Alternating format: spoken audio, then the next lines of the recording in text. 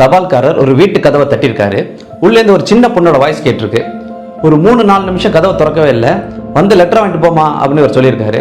Uncle அந்த கேட்டு பக்கத்துலேயே வச்சிருக்கீங்களா, நான் வந்து எடுத்துக்கிறேன் அப்படின்னு இருக்கா அந்த பொண்ணு.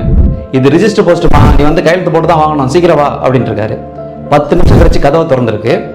இவர் ரொம்ப கோபமா இருந்தாரு. கதவை திறந்து உள்ள பார்த்த உடனே அப்படியே அமைதியாயிட்டார். ஏன்னா கால்கள் செயலிழந்து அந்த பொண்ணு நடக்க முடியாம வந்திருக்கா. பொண்ணுகிட்ட லெட்டர் கொடுத்துட்டு இவர் போயிட்டாரு. ஒரு 2-3 வாரத்துக்கு ஒரு தடவை இதே மாதிரி லெட்டர் கொடுத்துட்டு இருந்திருக்காரு. ஆனால் ஒவ்வொரு வாட்டி வரும்போது 10 நிமிஷம் வெயிட் பண்ணி அந்த பொண்ணுக்கு லெட்டர் கொடுத்துட்டு போயிட்டு இருக்காரு. இது ரெகுலராக நடந்துட்டு இருக்கும் போது அந்த பொண்ணு இவரோட காலில் செருப்பு இல்லை அப்படிங்கிறத கவனிச்சிருக்கா. ஒரு நாள் வந்துட்டு போறாரு.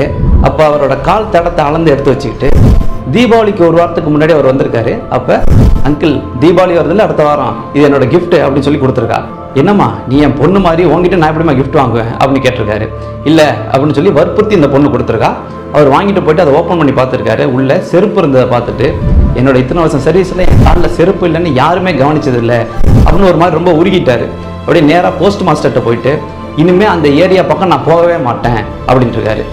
ஏன் என்னாச்சு அப்படின்னு போஸ்ட் மாஸ்டர் காரணம் கேட்டிருக்காரு. இவர் நடந்தது எல்லாத்தையும் சொல்லிட்டு என் காலில் செருப்பு இல்லை அப்படிங்கிறது தெரிஞ்சு அந்த பொண்ணு எனக்கு செருப்பு வாங்கி கொடுத்துட்டா. அந்த பொண்ணுக்கு கால் இல்லை, நான் எப்படி சார் கால் வாங்கி கொடுப்பேன் அப்படின்னு சொல்லி ஓன்னு அழுவ ஆரம்பிச்சிட்டாரு. இந்த மாதிரி அன்புகளால் கட்டமைக்கப்பட்ட சூழல்களும் நம்மளை சுற்றி தான் இருக்குது.